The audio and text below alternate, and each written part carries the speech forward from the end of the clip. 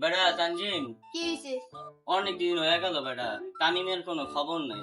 তুই কি ওরে ধরে আনতে পারবি? তুই খালি এনে দাঁড়া, 10টা মিনিট দাঁড়া, আমি ওরে ধরে আনতাছি। তাড়াতাড়ি আই বেটা। 10 মিনিট পর। কি রে কোন সঙ্গে না হেনে এত দেরি লাগে? বেটা তাসিম, কি আমি হইছে? দেখি মরছে। বস কি সত্যি? আরে না, কিছুক্ষণ পর। কি রে ভাই? তুই তুই কই কই চললি? পুরা সন্তান বললি।